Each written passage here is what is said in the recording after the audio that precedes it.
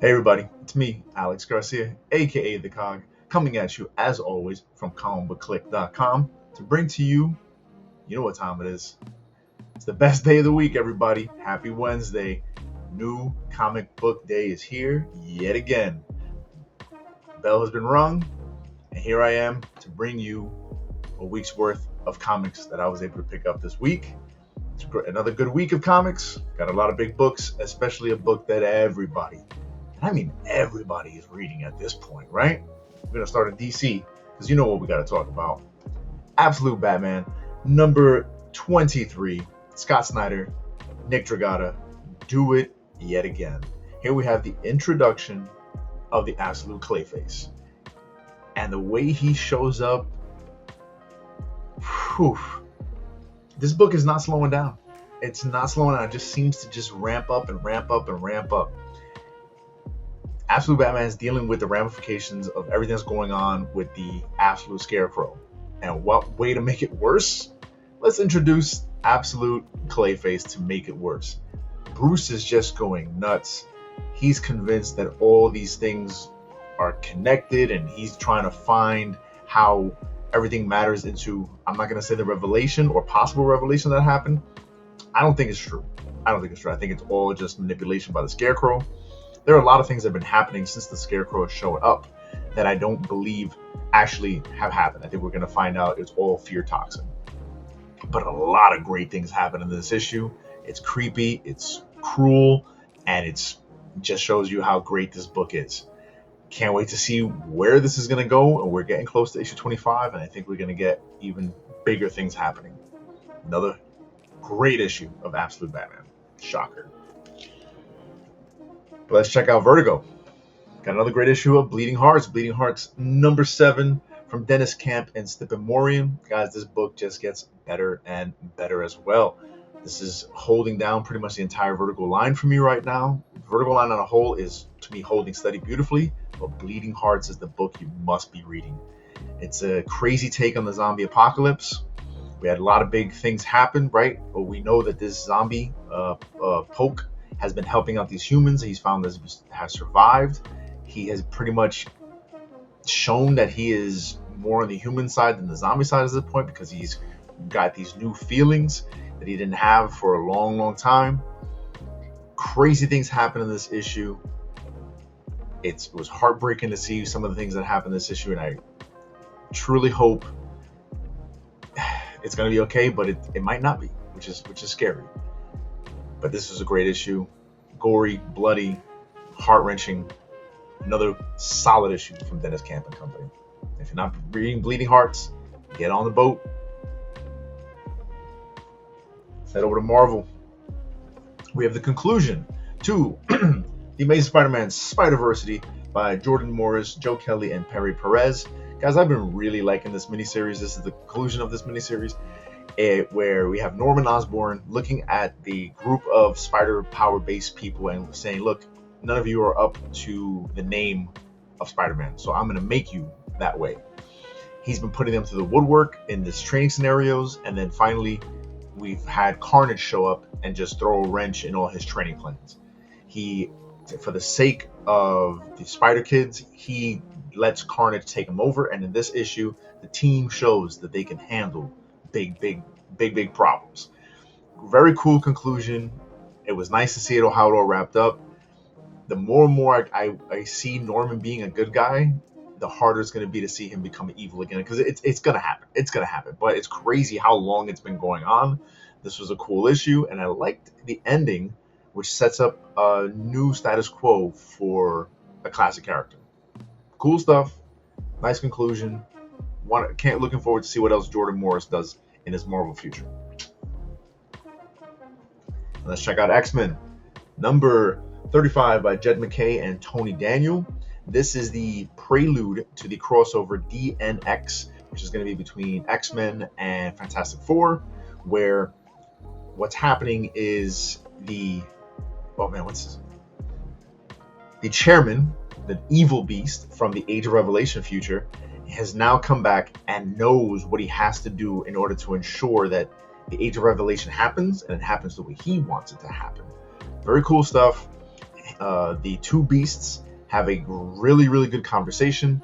It strikes a chord with Hank McCoy, the good Hank McCoy, I guess I should say. And I'm looking forward to where this is all leading up. Jed MacKay has really been doing his thing ever since the Age of Revelation did end, but now this is making the Age of Revelation really matter. Dug this issue.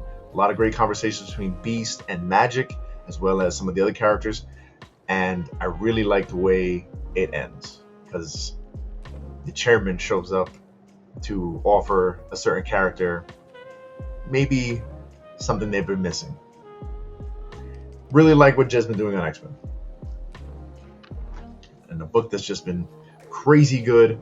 Infernal Hulk number 10, the last issue of Infernal Hulk. Philip Kennedy Johnson and I believe Adam Gorham on the art.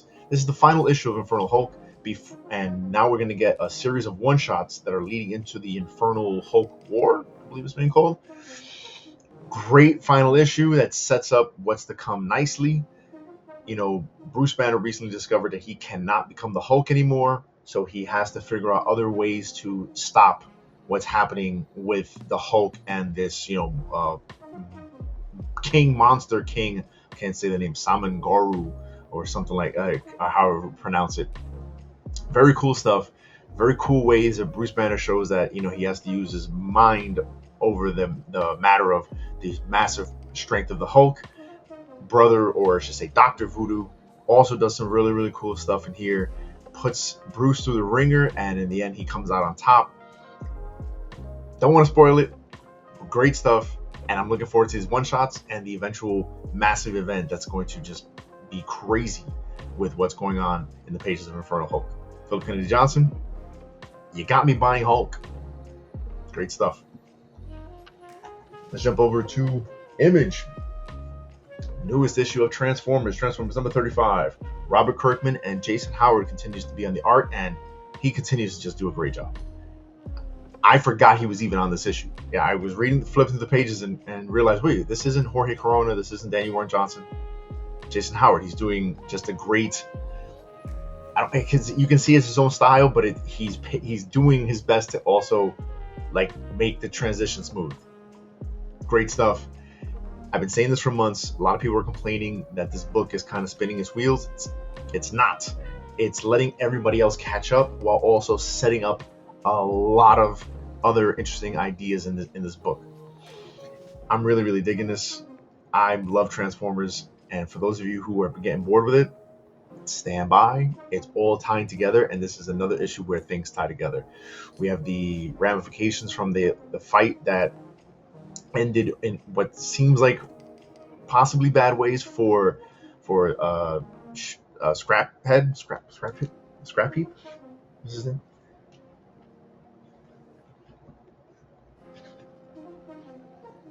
Oh my goodness.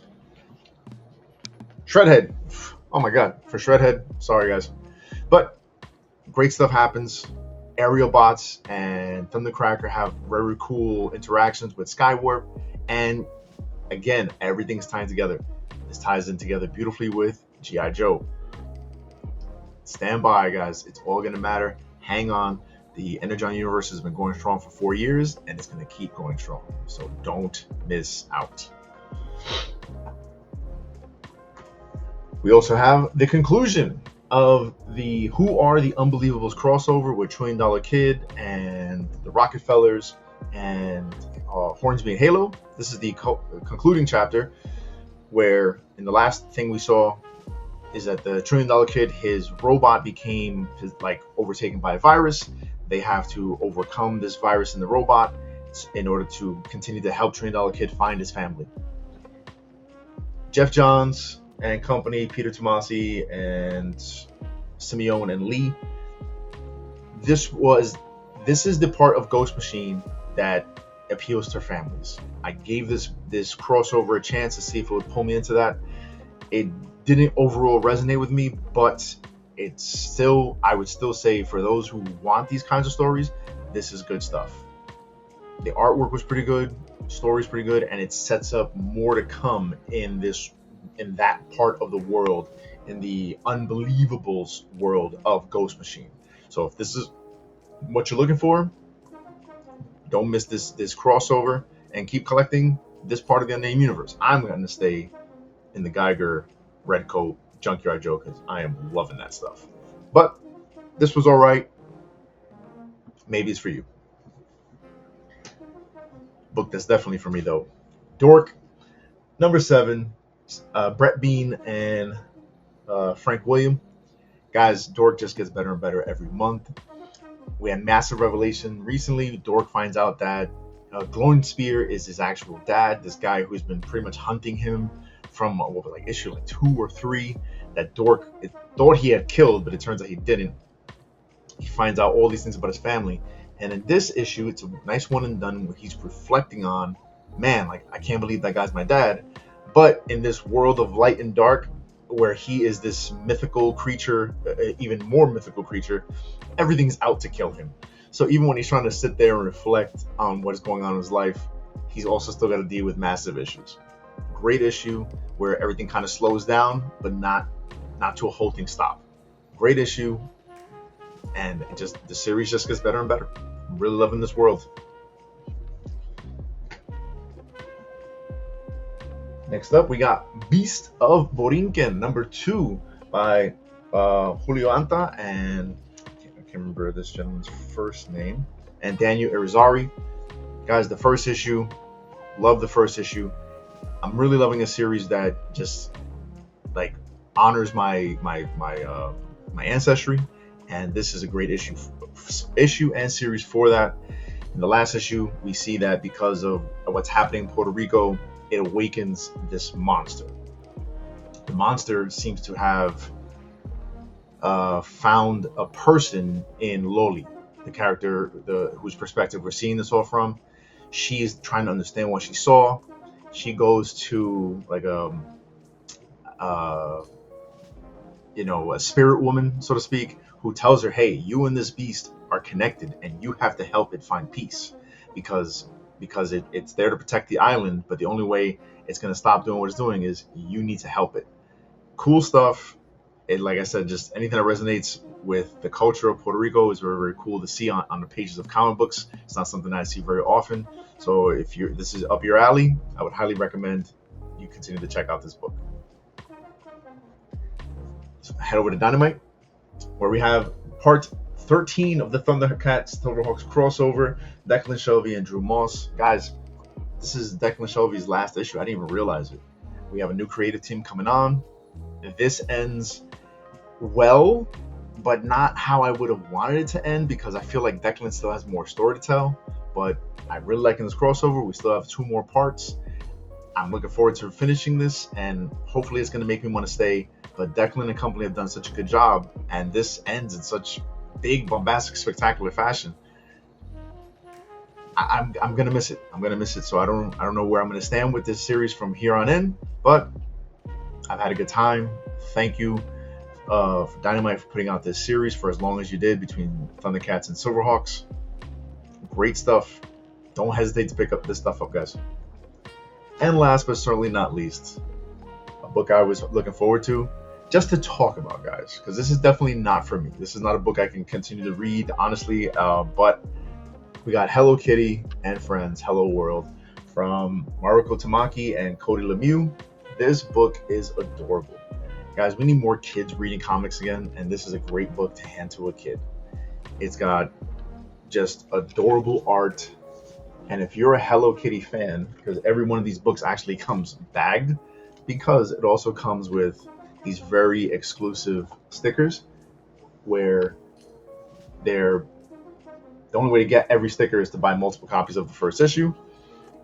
Great stuff. Brought me into the world of Hello Kitty. I knew nothing about Hello Kitty. I know a lot about it now. And there's also a mystery. Something tragic has happened to one of the characters, but not that tragic. It's not that tragic.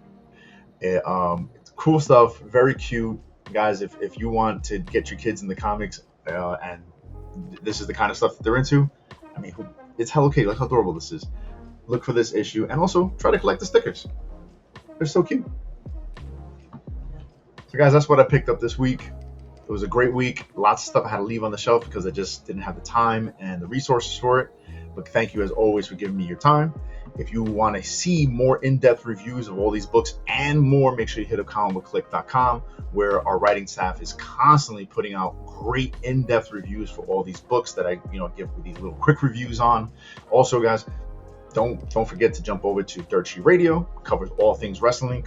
I guarantee they're covering the ramifications of NXT tonight and everything else that's going to happen this week.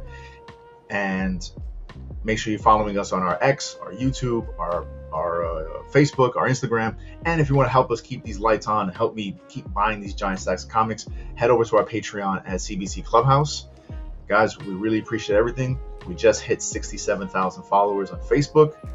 We're almost to 1,300 followers on Instagram. Everything is just popping off really, really well right now for us, guys. And that's all thanks to you guys. So thank you so much for everything you do for us. We look forward to doing this every day, every week. So thank you. And as always, guys, remember to keep print alive and read more comics. Until next week.